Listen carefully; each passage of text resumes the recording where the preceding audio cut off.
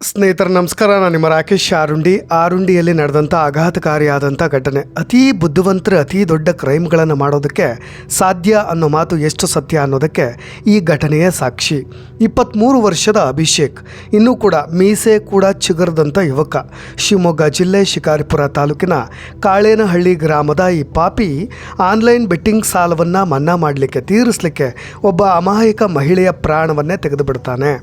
ಸ್ನೇಹಿತರೆ, ಫೆಬ್ರವರಿ 2ನೇ ತಾರೀಕು ಭರತ ಹುಣ್ಣಿಮೆ ಅನ್ನೋ ಸಾಂಪ್ರದಾಯಿಕ ಹಬ್ಬದ ಸಡಗರದಲ್ಲಿ ಆರುಂಡಿ ಗ್ರಾಮ ಕೂಡ ಮುಳುಗಿರುತ್ತೆ. ಅದೇ ಸಮಯದಲ್ಲಿ ಆರುಂಡಿಯ ಕೊಲ್ಲಾರಿ ಮಲ್ಲೇಶಪ್ಪ ಅವರ ಪತ್ನಿ ಕಮಲಮ್ಮ ಅವರ ಮನೆಗೆ ನುಗ್ಗಿ ಹೊಂಚು ಹಾಕಿ ಸಂಚು ಮಾಡಿ ತಾನೇ ತಂದಿದ್ದಂತಹ ಟವಲ್ನಿಂದ ಕತ್ತನ್ನು ಹಿಸುಕಿ ಜೀವ ತೆಗೆದು ಬಿಡ್ತಾನೆ.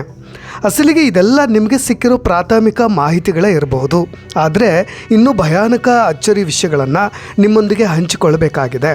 ಆತ ಬಂದಿದ್ದು ಹೇಗೆ, ದೂರದ ಊರಿನ ಹುಡುಗನಿಗೆ ಆರುಂಡಿಯ ಈ ಲಿಂಗಾಯತ ಕುಟುಂಬದ ಹೆಣ್ಣು ಮಗಳ ಬಗ್ಗೆ ಮಾಹಿತಿ ಸಿಕ್ಕಿದ್ದು ಹೇಗೆ, ಒಂಟಿ ಮಹಿಳೆಯನ್ನೇ ಟಾರ್ಗೆಟ್ ಮಾಡೋಕ್ಕೆ ಕಾರಣ ಏನು, ಆರುಂಡಿಯಲ್ಲಿರೋ ಹುಡುಗರಿಗೂ ಈತನಿಗೂ ಆನ್ಲೈನ್ ಬೆಟ್ಟಿಂಗ್ ನಂಟೇನಾದರೂ ಇದೆಯಾ, ಈತ ರಾತ್ರಿ ಇಡೀ ಆ ಮಹಿಳೆ ಮನೆ ಮೇಲೆ ಹೊಂಚು ಹಾಕಿ ಕೂತಿದ್ದು ಹೇಗೆ, ಈ ಎಲ್ಲ ಅಚ್ಚರಿ ಸಂಗತಿಗಳೊಂದಿಗೆ ಆರುಂಡಿಯ ಒಂಟಿ ಮಹಿಳೆ ಬೇಟೆಯಾಡಿದ ಪರಮ ನೀಚನ ಕಥೆಯನ್ನೊಮ್ಮೆ ವಿವರಿಸಿಬಿಡ್ತೀನಿ. ಕಂಪ್ಲೀಟಾಗಿ ಈ ವಿಡಿಯೋವನ್ನು ನೋಡ್ತಾ ಹೋಗಿ.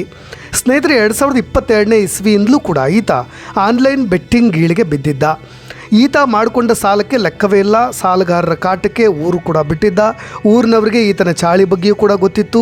ಹೋದರೆಷ್ಟು ಇದ್ದರೆಷ್ಟು ಅನ್ನೋ ಮಟ್ಟಕ್ಕೆ ಇವರ ಕುಟುಂಬದವರು ಕೂಡ ಬಂದಿದ್ದರು. ಮನೆಗೆ ಮಗ ಅಲ್ಲ, ಸ್ಮಶಾನಕ್ಕೆ ಹೆಣ ಅಲ್ಲ ಅಂತ ಆತನ ಬಗ್ಗೆ ಚಿಂತಿಸೋದನ್ನು ಕೂಡ ಕುಟುಂಬದವರು ಬಿಟ್ಟಿದ್ದರು. ಆದರೆ ಮನೆಯವರು ಬಿಟ್ಟರು ಕೂಡ ಸಾಲಗಾರ ಬಿಡಬೇಕಲ್ವಾ, ಅದಕ್ಕೆ ಊರೂರು ಅಲ್ದಾಡ್ತಾ ಯಾರ ತಲೆ ಹೊಡಿಲಿಕ್ಕೂ ಕೂಡ ಹೇಸದಂಥ ಮಾಸ್ಟರ್ ಪ್ಲ್ಯಾನ್ ಕೂಡ ಮಾಡಿಕೊಂಡಿದ್ದ. ಅಡ್ಡದಾರಿಯೇ ನನ್ನೆಲ್ಲ ಸಾಲವನ್ನು ಅತಿ ಬೇಗವಾಗಿ ತೀರಿಸೋದಕ್ಕೆ ಕಾರಣ, ಇದೇ ನನಗೆ ರಾಜಮಾರ್ಗ ಅಂತ ಅರ್ಥಕೊಂಡಂಥ ಅಭಿಷೇಕ್ ಶಿವಮೊಗ್ಗ, ನ್ಯಾಮತಿ, ಹೊನ್ನಾಳಿ ಹೀಗೆ ಸಿಕ್ಕ ಊರಿಗೆ ಒಬ್ಬನೇ ಏಕಾಂಗಿಯಾಗಿ ಪ್ರಯಾಣವನ್ನು ಮಾಡ್ತಾ ಬಂದಿದ್ದಾನೆ. ನೋಡಿ, ಕೊನೆಗೆ ನ್ಯಾಮತಿ ಬಸ್ ಹಿಡಿದು ಹೊನ್ನಾಳಿಗೆ ಹೊರಟಿದ್ದಂಥ ಈ ಆರೋಪಿ ಅಭಿಷೇಕ್ ನ್ಯಾಮತಿಯ ಅಡ್ಡ ರಸ್ತೆಯಲ್ಲಿ ಅದು ಯಾಕೆ ಇಳಿದುಕೊಂಡೋ ಗೊತ್ತಿಲ್ಲ. ನೋಡಿ, ಅಲ್ಲಿಂದ ಕಮಲಮ್ಮ ತಾಯಿಯ ಸಾವಿನ ಮನೆಯ ಹೆಜ್ಜೆ ಸಮೀಪಿಸ್ತಾ ಬರ್ತಾ ಇದೆ. ಕೊನೆಗೆ ಅಲ್ಲೇ ಸಿಕ್ಕಂಥ ಒಬ್ಬರ ಬೈಕನ್ನು ಹಿಡಿದುಕೊಂಡು ಆರುಂಡಿಗೆ ಬರ್ತಾನೆ.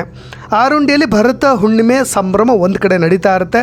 ಇನ್ನೊಂದು ಕಡೆ ಬಸವಣ್ಣ ದೇವರ ಬಳಿ ಜವಳಿ ಕುಟುಂಬದವರೇ ಒಂದು ದೇವರನ್ನ ಓಡಿಸೋ ಕಾರ್ಯಕ್ರಮ ಇಟ್ಕೊಂಡಿರ್ತಾರೆ. ಅಲ್ಲಿ ಅಭಿಷೇಕ್ಗೆ ಇಲ್ಲೆಲ್ಲೋ ಪ್ರಸಾದದ ಊಟ ಇದೆ ಅಂತ ಹೇಳಿ ಅದನ್ನು ಖಾತ್ರಿಪಡಿಸ್ಕೊಂಡು ಆರುಂಡಿಯಲ್ಲೇ ಇಳಿದಂಥ ಈತ ಅಲ್ಲಿ ಸೇರಿದಂಥ ಜನರ ಹಿಂದೆಯೇ ಕೊಲ್ಲಾರಿ ಮಲ್ಲೇಶಪ್ಪ ಅವರ ಮನೆ ಕಡೆ ಹೊರಡ್ತಾನೆ. ನೋಡಿ, ಇದು ಆ್ಯಕ್ಚುಲಾಗಿ ಅಸಲಿಗೆ ಆತನಿಗೂ ಕಮಲಮ್ಮ ಅವರ ಮನೆಗೂ ಸಂಪರ್ಕ ಬೆಳೆಯೋದಕ್ಕೆ ಸಿಕ್ಕಂಥ ಡಾಟ್ಸ್ಗಳ ಕನೆಕ್ಷನ್ ಹೇಗಿದೆ ಅನ್ನೋದನ್ನ ನೀವು ಕನ್ಫರ್ಮ್ ಮಾಡ್ಕೊಳ್ಬೋದು. ಸ್ನೇಹಿತರೆ, ಆತ ಎಷ್ಟು ಖತರ್ನಾಕ್ ಅನ್ನೋದು ಇನ್ನು ಮುಂದೆಯೇ ನಿಮಗೆ ಅರ್ಥವಾಗ್ತಾ ಹೋಗುತ್ತೆ. ನೋಡಿ, ಕಮಲಮ್ಮ ಅವರು ಚೆನ್ನಪ್ಪಳಿ ವೀರೇಶಣ್ಣವ್ರ ಮನೆಯಲ್ಲಿ, ಅಂದರೆ ಆ ಊರಿನ ಗ್ರಾಮಸ್ಥರಿಗೆ ಜೊತೆಗೆ ಆ ನಂಟಿರೋರಿಗೆ ಗೊತ್ತಾಗ್ತಾ ಹೋಗುತ್ತೆ. ಈ ಹೆಸರುಗಳು ಗೊತ್ತಿರೋರಿಗೆ ಗೊತ್ತಾಗಲಿ ಅನ್ನೋ ವಿಚಾರಕ್ಕೆ ಹೇಳ್ತಾ ಬರ್ತೀನಿ ನಾನು. ಆ ಚೆನ್ನಪ್ಪಳಿ ವೀರೇಶಣ್ಣವ್ರ ಮನೆಯಲ್ಲಿ ರಿಲೇಷನ್ ನಂಬರ್ನ ತೆಗೆದುಕೊಳ್ಳೋ ಸಲುವಾಗಿ ಅವ್ರ ಮನೆಗೆ ಇದೇ ಕಮಲಮ್ಮ ಹೊರಟಿದ್ದನ್ನು ಅಭಿಷೇಕ್ ಗಮನಿಸ್ತಾನೆ.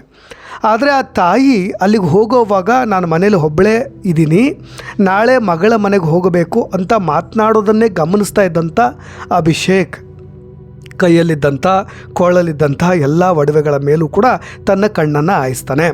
ಇವೆಲ್ಲವುಗಳ ಮೌಲ್ಯ ಎಷ್ಟಾಗುತ್ತೆ, ಇವೆಲ್ಲವುಗಳನ್ನು ನಾನು ಲಪಟಾಯಿಸಿದರೆ ಇವೆಲ್ಲವುಗಳನ್ನು ಕೂಡ ಇಟ್ಟು ನನ್ನ ಸಾಲವನ್ನು ಕೂಡ ತೀರಿಸಬಹುದು ಅನ್ನೋ ಆಲೋಚನೆ ಈತನಿಗೆ ಬರುತ್ತೆ. ಸ್ನೇಹಿತರೆ, ಕಮಲಮ್ಮ ಫೋನ್ ನಂಬರ್ ತೆಗೆದುಕೊಂಡು ಬಂದಿದ್ದಾಯಿತು, ಮನೆ ಸೇರಿಕೊಂಡಿದ್ದಾಯಿತು. ಇಲ್ಲಿಗೆ ಆತನಿಗೆ ಒಂದು ಕನ್ಫರ್ಮ್ ಆಯಿತು, ಕಮಲಮ್ಮ ಅವರ ಮನೆ ಯಾವುದು ಅಂತ. ನಾನು ಒಬ್ಬಂಟಿಯಾಗಿದ್ದೀನಿ ಅನ್ನೋದನ್ನು ಫೋನ್ನಲ್ಲೇ ಕೇಳಿಸ್ಕೊಂಡಂಥ ಈತ ಓಕೆ, ಈ ಮಹಿಳೆ ಒಬ್ಬಂಟಿಯಾಗಿರ್ತಕ್ಕಂಥ ಮನೆ ಇದು ಅನ್ನೋದನ್ನು ಕನ್ಫರ್ಮ್ ಮಾಡ್ಕೊಳ್ತಾನೆ. ನೋಡಿ, ನಂತರ ಅಲ್ಲೇ ಪಕ್ಕದಲ್ಲಿರೋ ರಿಲೇಷನ್ ಮನೆಗೆ ಪಾಯಸದ ವಿಷಯವಾಗಿ ಹೊರಗೆ ಬಂದಂಥ ಕಮಲಮ್ಮ, ಅಂದರೆ 7:30 ಸುಮಾರಿಗೆ, ಅದೇ ಅವರಿಗೆ ಮುಳುವಾಯ್ತಾ ಅಂತ ಅನ್ನಿಸ್ತಾ ಇದೆ. ಯಾಕೆ ಅಂದರೆ ಇದೇ ಸಮಯದಲ್ಲಿ ಆತ ಹಿಂದೆ ಇರೋ ಬಾಗಿಲಿನಿಂದ ಅಟ್ಟವನ್ನು ಸೇರಿಕೊಳ್ತಾನೆ. ಆತ ಪೊಲೀಸರ ಮುಂದೆ ಕೊಟ್ಟಿರ್ತಕ್ಕಂಥ ಸ್ಟೇಟ್ಮೆಂಟ್ ಪ್ರಕಾರ ಅಚ್ಚರಿಯಾದಂಥ ಮಾಹಿತಿಗಳು. ಮೊದಲು ಹಿಂದಿನ ಮನೆ ಬಾಗಿಲು ತೆಳೆದೆ, ಅದಾದಮೇಲೆ ಹಾಲಿಗೆ ಬಂದೆ, ಯಾರೂ ಕೂಡ ಅಲ್ಲಿ ಇರಲಿಲ್ಲ, ಕೊನೆಗೆ ಅಟ್ಟ ಸೇರಿಕೊಂಡೆ ಅಂತ ಹೇಳಿ ಸ್ಟೇಟ್ಮೆಂಟ್ನ ಕೊಡ್ತಾ ಹೋಗ್ತಾನೆ. ಒಂದು ಇಂಟ್ರೆಸ್ಟಿಂಗ್ ವಿಷಯವನ್ನು ನೀವೆಲ್ಲರೂ ಕೂಡ ಇಲ್ಲಿ ಗಮನಿಸಬೇಕು. ನೋಡಿ, ಆತ ಎಲ್ಲೂ ಕೂಡ ತನ್ನ ಫಿಂಗರ್ ಪ್ರಿಂಟ್ ಬೀಳದಂತೆ ತನ್ನದೇ ಟವಲ್ನಿಂದ ಬಾಗಿಲನ್ನು ತಳ್ತಾನೆ. ಅಂದರೆ ಆ ಟವಲ್ ಮೇಲೆ ಕೈಗಳನ್ನು ಇಟ್ಕೊಂಡು ಅದರ ಮುಖೇನವಾಗಿ ಬಾಗಿಲನ್ನು ತಳ್ಳೋದು. FSLನಲ್ಲೂ ಕೂಡ ಎಲ್ಲೂ ಕೂಡ ಆ ಥರದ ಫಿಂಗರ್ ಪ್ರಿಂಟ್ಸ್ ಸಿಗದೇ ಇರಲಿ ಅಂತ.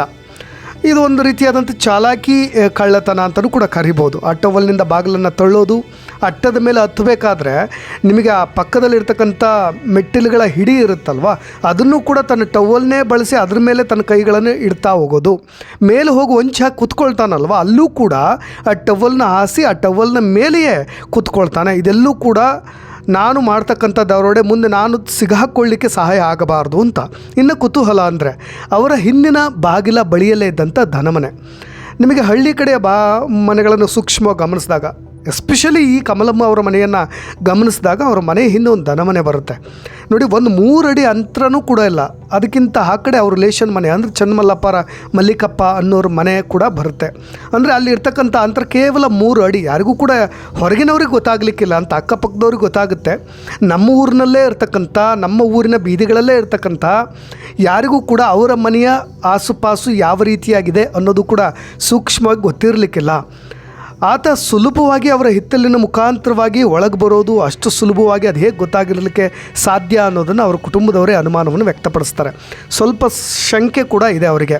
ಅದೇಗೆ ಈತನಿಗೆ ಗೊತ್ತಾಯಿತು, ನೇರವಾಗಿ ಮನೆಯ ಹಿಂದಿನಿಂದ ಅದು ಹೇಗೆ ಒಳಗೆ ಸೇರಿಕೊಂಡವನು, ಅಲ್ಲೊಂದು ಬಾಗಿಲಿದೆ, ಅದು ತೆರೆದೇ ಇರುತ್ತೆ, ಆ ಭಾಗದಲ್ಲೂ ಕೂಡ ಬರ್ಬೋದು ಅನ್ನೋದು ಈತನಿಗೆ ಹೇಗೆ ಗೊತ್ತಾಯಿತು ಅಂತ. ರಾತ್ರಿ ನೋಡಿ 11 ಗಂಟೆ ಸುಮಾರಿಗೆ ಕಮಲಮ್ಮ ಅವ್ರಿಗೆ ನಿದ್ದೆಗೆ ಜಾರ್ತಾರೆ. ಕಮಲಮ್ಮ ಮಲಗಿದ ಮೇಲೆ ನೇರವಾಗಿ ಆ ತಾಯಿಯ ಬಳಿ ಹೋಗಿ ಮೊದಲು ಸರಕ್ಕೆ ಕೈ ಹಾಕ್ತಾನೆ. ಎಚ್ಚರಗೊಂಡಂಥ ತಾಯಿಯವರು ಕೂಗ್ಲಿಕ್ಕೆ ಶುರು ಮಾಡ್ತಾರೆ, ಕಿರ್ಚಾಡ್ಲಿಕ್ಕೆ ಶುರು ಮಾಡ್ತಾರೆ, ಭಯ ಒಂದು ಕಡೆ.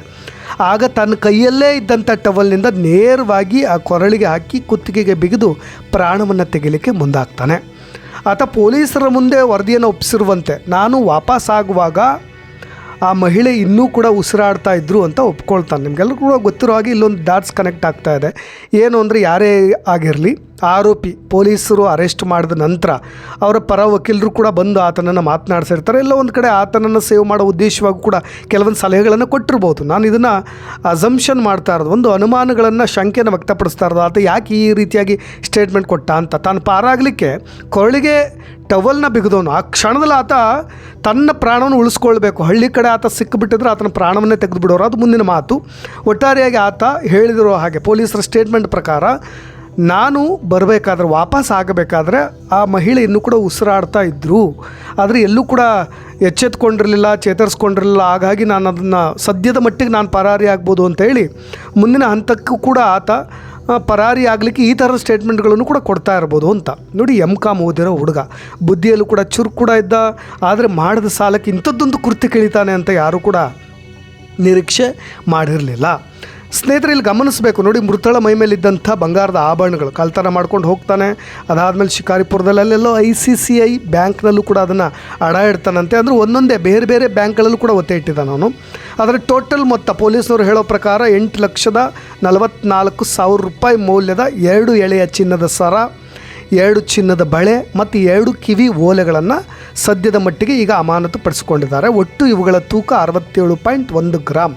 ಸದ್ಯದ ಈಗ ಬಂಗಾರದ ಬೆಲೆಯ ಪ್ರಕಾರ ಅದು 8,44,000 ರೂಪಾಯಿ ಮೌಲ್ಯ ಬೆಲೆ ಬಾಳುತ್ತೆ ಅನ್ನೋದು ಗೊತ್ತಾಗಿರೋದು. ನೋಡಿ, ಇಲ್ಲಿ ನಾವು ಏನೆಲ್ಲ ಶಂಕೆಗಳನ್ನು ವ್ಯಕ್ತಪಡಿಸ್ಬೋದು ಅಂತ. ಸದ್ಯದ ಮಟ್ಟಿಗೆ ಪೊಲೀಸ್ನವರು ಚಾರ್ಜ್ ಶೀಟ್ ರೆಡಿ ಮಾಡಿದ್ದಾರೆ, ಒಂದು ಪ್ರೆಸ್ ನೋಟನ್ನು ಬಿಟ್ಟಿದ್ದಾರೆ. ಅದಾದಮೇಲೆ ಆತನನ್ನು ದಾವಣಗೆರೆ ಜೈಲಿಗೂ ಕೂಡ ಕಳಿಸುವ ಪ್ರಯತ್ನವನ್ನು ಮಾಡಿದ್ದಾರೆ. ಕುಟುಂಬದವ್ರಿಗೆ ಇನ್ನೂ ಕೂಡ ಚಾರ್ಜ್ ಶೀಟ್ ಸಿಕ್ಕಿಲ್ಲ. ಚಾರ್ಜ್ ಶೀಟ್ ಸಿಕ್ಕರೆ ಅವ್ರಿಗೆ ಏನೆಲ್ಲ ಆಗಿದೆ, ಯಾವ ರೀತಿಯಾದಂಥ ತನಿಖೆ ನಡೆದಿದೆ, ಅವನು ಏನೆಲ್ಲ ಸ್ಟೇಟ್ಮೆಂಟ್ಗಳನ್ನು ಕೊಟ್ಟಿದ್ದಾರೆ, ಎಲ್ಲೆಲ್ಲಿ ಸ್ಥಳ ಮಹಜೂರು ಮಾಡಿದ್ದಾರೆ ಅನ್ನೋ ಎಲ್ಲ ಡೀಟೇಲ್ ಕೂಡ ಸಿಗುತ್ತೆ. ಒಂದು ಅಪರಾಧಿಗೆ ಆತ ಕೃತ್ಯ ಎಸಗಿದರೆ ಸದ್ಯದ ಮಟ್ಟಿಗೆ ನಾವು ಆರೋಪಿ ಅಂತ ಹೇಳೋಣ. ಆರೋಪಿಗೆ ಶಿಕ್ಷೆ ಖಂಡಿತವಾಗೂ ಆಗಬೇಕು. ಆದರೆ ನೋಡಿ, ಇಷ್ಟೆಲ್ಲ ಆದಮೇಲೆ ಅವನು ಹೇಗೆ ಸಿಗಾಕೊಂಡ ಅನ್ನೋದನ್ನು ಹೇಳ್ತಾ ಮುಂದಿನ FSL ರಿಪೋರ್ಟ್ಗಳ ಸಂಬಂಧಪಟ್ಟಾಗ ನಾನು ಒಂದಿಷ್ಟು ಮಾಹಿತಿಗಳನ್ನು ಕೊಡ್ತೀನಿ. ನೋಡಿ, ರಾತ್ರಿ 12:30 ಸುಮಾರಿಗೆ, 11 ಗಂಟೆಗೆ ಆ ಮಹಿಳೆ ಪ್ರಾಣವನ್ನು ತೆಗೆದು ಬಿಟ್ಟಿದ್ದಾನೆ. 12:30 ಸುಮಾರಿಗೆ ಆತನಿಗೆ ಸುತ್ತಮುತ್ತ ಯಾವ ಊರುಗಳು ಕೂಡ ಪರಿಚಯವಿಲ್ಲ. ಹೊರಗೆ ಹೋಗಬೇಕು, ಅಲ್ಲಿವರೆಗೂ ಕೂಡ ಆತನ ಮೊಬೈಲ್ ಸ್ವಿಚ್ ಆಫ್ ಆಗಿದೆ. ಹೊರ ಹೋಗಲಿಕ್ಕೆ ನಾನು ನ್ಯಾಮತಿಯಲ್ಲಿ ಇಳ್ಕೊಂಡಿದ್ದು ಗೊತ್ತಿತ್ತಲ್ವ, ನ್ಯಾಮತಿ ಲೊಕೇಶನ್ ಹಾಕ್ಕೊಳ್ಳಿಕ್ಕೆ ಮೊಬೈಲ್ ಆನ್ ಮಾಡಿರೋದು. ಇದೇ ಆತನಿಗೆ ಮುಳುವಾಯ್ತಾ ಅನ್ನೋದು ಗೊತ್ತಾಗ್ತಾ ಇದೆ. ಸ್ನೇಹಿತರೆ, ಇಲ್ಲೆಲ್ಲವನ್ನು ಕೂಡ ಗಮನಿಸಬೇಕಾಗಿ ಬರುತ್ತೆ. ನಾನು ನೋಡಿ, ಈತ ಮಾಡಿದಂಥ ಎಡವಟ್ಟಿನಿಂದಲೇ ಇವತ್ತು ಆತ ಪೊಲೀಸರ ಬಲೆಗೆ ಬಿದ್ದಿದ್ದಾನೆ. ಯಾಕೆ ಅಂದರೆ ಅಲ್ಲಿನ ಟವರ್ ಡಂಪ್ ಲೊಕೇಶನ್ಸ್ಗಳನ್ನು ಹಿಡಿದಿರ್ಬೋದು, ಜೊತೆಗೆ CDRಗಳನ್ನು ಹಿಡಿದಿರ್ಬೋದು. ಎಲ್ಲವನ್ನೂ ಕೂಡ ಪೊಲೀಸರು ಕಲೆ ಹಾಕಿದ ನಂತರ ಈ ಒಂದು ಆತನನ್ನು ಬೇಗ ಸೆರೆ ಹಿಡೀಲಿಕ್ಕೆ ಹೆಲ್ಪ್ ಆಗಿರ್ತಕ್ಕಂಥದ್ದು. ಇನ್ನೊಂದು ಫಾರೆನ್ಸಿಕ್ ರಿಪೋರ್ಟ್ ಬರಬೇಕು. PM ರಿಪೋರ್ಟ್ನಲ್ಲಿ ಯಾವ ಟೈಮ್ನಲ್ಲಿ ಆ ಮಹಿಳೆಯ ಜೀವ ಹೋಗಿದೆ ಅನ್ನೋದು ಗೊತ್ತಾಗುತ್ತೆ. ಇನ್ನು ಬಿಗಿದಿರೋ ಮಾರ್ಕ್, ಕೋಳಿಗೆ ಬಿಗಿದಿರೋ ಮಾರ್ಕ್, ಎಷ್ಟು ನಿಮಿಷ ಆತ ಬಿಗಿದಿದ್ದಾನೆ, ಇಷ್ಟು ನಿಮಿಷಗಳ ಕಾಲ ಬಿಗಿದಿದ್ದರೆ ಆ ಮಹಿಳೆಯ ಪ್ರಾಣ ಈ ಬಿಗಿದಿರೋದ್ರಿಂದಲೇ ಹೋಗಿದೆ ಅನ್ನೋದು ಕೂಡ ಗೊತ್ತಾಗುತ್ತೆ. ಅಂದರೆ 1 ನಿಮಿಷದ ಒಳಗೆ ಅಷ್ಟು ಸಮಯ ತೆಗೆದುಕೊಂಡ್ರೆ ಸಾಕು ಒಬ್ಬ ಮಹಿಳೆಯ ಪ್ರಾಣ ಹೋಗಲಿಕ್ಕೆ. ಅಂದರೆ ಕುತ್ತಿಗೆಗೆ ಬಿಗಿದಾಗ ಪ್ರಾಣ ಬಂದು ಮತ್ತೆ ಹೋಗೋದಿಲ್ಲ. ನಾನು ವಕೀಲರನ್ನು ಕೂಡ ಭಾಳಷ್ಟು ವಿಚಾರಿಸಿದಾಗ, ಒಂದಿಷ್ಟು ಕ್ರೈಮ್ ಆ್ಯಂಗಲ್ನಲ್ಲಿ ಯೋಚನೆ ಮಾಡೋರು ಕೂಡ ಗಮನಿಸಿದಾಗ, ಅವರ ವಿವರಗಳನ್ನು ಕೂಡ ಪಡೆದಾಗ ಅವ್ರು ಹೇಳಿದ್ದಿಷ್ಟು, ಆತ ಹೇಳೋ ಪ್ರಕಾರ ನಾನು ಬರಬೇಕಾದ್ರೆ ಆಕೆ ಮಹಿಳೆಯ ಪ್ರಾಣ ಇನ್ನೂ ಕೂಡ ಇತ್ತು, ಉಸಿರಾಡ್ತಾ ಇತ್ತು ಅನ್ನೋದು ಆತ ಹೇಳಿರೋದು. ನೋಡಿ, ಒಂದು ಆತ ಸಾಯಿಸಲಿಕ್ಕೆ ಅಂತಲೇ ಆತ ಟವಲ್ನ ಬಿಗಿದಿದ್ದಾನೆ. ಒಂದು ವೇಳೆ ಉಸಿರಾಡ್ತಾ ಇದ್ದರೆ ಆ ಮಹಿಳೆ ಇನ್ನೂ ಕೂಡ ಬದುಕಿರಬೇಕಾಗಿತ್ತು. ಯಾಕೆಂದರೆ ಮತ್ತೆ ಉಸಿರಾಡ್ತಾ ಇದ್ರು ಅಂದರೆ ಚೇತರಿಸ್ಕೊಂಡಿದ್ದಾರೆ, ಆಕೆ ಮಹಿಳೆಯ ಪ್ರಾಣ ಬದುಕಿರ್ತಾ ಇತ್ತು ಅನ್ನೋ ನಿಟ್ಟಿನಲ್ಲಿ ಹೇಳ್ತಾ ಇರೋದು. ಅಂದರೆ ಅವನಿಲ್ಲಿ ಸುಳ್ಳು ಹೇಳ್ತಾ ಇದ್ದಾನೆ, ನಾನು ಬಂದ ಮೇಲೆ ಬೇರೆ ಕಾರಣಕ್ಕೆ ಪ್ರಾಣ ಹೋಗಿದೆ ಅನ್ನೋ ರೀತಿಯಾಗಿ ಆತ ಸುಳ್ಳು ಸ್ಟೇಟ್ಮೆಂಟ್ಗಳನ್ನು ಕೂಡ ಕೊಡ್ತಾ ಇರಬಹುದು ಅನ್ನೋದು ತಜ್ಞರ ಅಭಿಪ್ರಾಯ.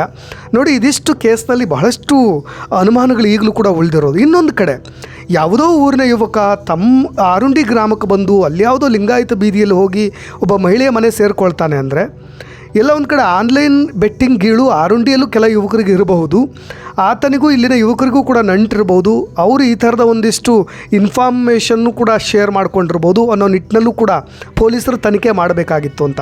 ಸದ್ಯದ ಮಟ್ಟಿಗೆ ಆ ಥರದ ಅನುಮಾನ ಶಂಕೆಗಳೆಲ್ಲೂ ಕೂಡ ಇಲ್ಲ. ಆದರೆ ಇಲ್ಲಿರೋರೇ ಯಾರೋ ಕುಮ್ಮಕ್ಕು ಕೊಟ್ಟು ಈ ರೀತಿಯಾದಂಥ ಕೃತ್ಯಗಳನ್ನು ಮಾಡಿರ್ಬೋದು. ಆ ಮಹಿಳೆಯ ಆತ್ಮಕ್ಕೆ ಶಾಂತಿ ಸಿಗಬೇಕು, ನಿಜವಾದ ಆರೋಪಿ ಯಾರು ಅಂತ ಪತ್ತೆ ಆಗಬೇಕು. ಇದಕ್ಕೆ ಕುಮ್ಮಕ್ಕು ಕೊಟ್ಟಂಥ ಮೋಟಿವ್ ಆದಂಥ ನಿಜವಾದ ಯಾರು? ಪೊಲೀಸ್ನವರು ಆ ಆ್ಯಂಗಲ್ನಲ್ಲಿ ಯಾಕೆ ತನಿಖೆ ಮಾಡಲಿಲ್ಲ? ಪೊಲೀಸರು ಇಲ್ಲಿ ಕೆಲವೊಂದನ್ನು ಮುಚ್ಚಿಡ್ತಾ ಇದ್ದಾರೆ ಹಾಗಾದರೆ ಅನ್ನೋ ನಿಟ್ಟಿನಲ್ಲೂ ಕೂಡ ಅನೇಕ ಅನುಮಾನಗಳು ಕೂಡ ಹೇಳುತ್ತೆ. ಈ ಕೇಸ್ನಲ್ಲಿ ಮುಂದಿನ ಹಂತಕ್ಕೆ, ಅಂದರೆ ಈ ಕುಟುಂಬದವರು ಸಿಗಬೇಕಾದಂಥ ಚಾರ್ಜ್ ಶೀಟ್ ಕೂಡ ಸಿಕ್ಕರೆ, ಅವರು ತಮ್ಮ ವಕೀಲರ ವತಿಯಿಂದ ಈ ಕೇಸನ್ನು ನಡೆಸಿದ್ರೆ ಮುಂದೆ ಆತನಿಗೆ ನಿಜವಾಗ್ಲೂ ಕೂಡ ಕನ್ವಿಕ್ಷನ್ ಆಗಬೇಕಾಗತ್ತೆ, ಜೀವಾವಧಿ ಶಿಕ್ಷೆ ಆಗಬೇಕು. ಈ ರೀತಿಯಾಗಿ ಕೇವಲ ತಮ್ಮ ಆನ್ಲೈನ್ ಬೆಟ್ಟಿಂಗ್ ಗೀಳಿಗೋಸ್ಕರ ಅಮಾಯಕ ಮಹಿಳೆಯ ಪ್ರಾಣವನ್ನು ತೆಗೆದಿದ್ದಿದೆಯಲ್ಲ, ಅದು ಅವರ ನೋವಿಂದ ಹೊರಗೆ ಬರಲಿಕ್ಕೂ ಕೂಡ ಈ ಕೇಸ್ ಒಂದು ಸಹಕಾರಿ ಆಗಬೇಕು. ಅದು ಕೂಡ ತೀರ್ಪಿನಿಂದ ಆಗಬೇಕು ಅನ್ನೋದಷ್ಟೇ ಅವರ ಕುಟುಂಬದವರ ಅಳಲು. ಸೊ ಸ್ನೇಹಿತರೆ, ನಾವು ಹೇಳಬೇಕಾಗಿದ್ದನ್ನೆಲ್ಲವನ್ನೂ ಕೂಡ ಡೀಟೇಲ್ಡಾಗಿ ಹೇಳಿದ್ದೀನಿ ಅಂತ ಅಂದ್ಕೊಳ್ತೀನಿ. ಎಲ್ಲೆಲ್ಲ ಅನುಮಾನಗಳಿದೆಯಾ ಅದನ್ನು ಕೂಡ ನಾನು ಶೇರ್ ಮಾಡ್ಕೊಂಡಿದ್ದೀನಿ. ನಿಮಗೂ ಕೂಡ ಆ ಥರದ ಅನುಮಾನಗಳು ಏನಾದರೂ ಇದ್ದರೆ, ದಟ್ಟವಾಗಿದ್ದರೆ ಅದನ್ನು ಕೂಡ ಕಮೆಂಟ್ಸ್ ಮುಖಾಂತರ ತಿಳಿಸಬಹುದು ಅಂತ ಹೇಳ್ತಾ ನಾನು ರಾಕೇಶ್ ಆರುಂಡಿ, ಧನ್ಯವಾದ.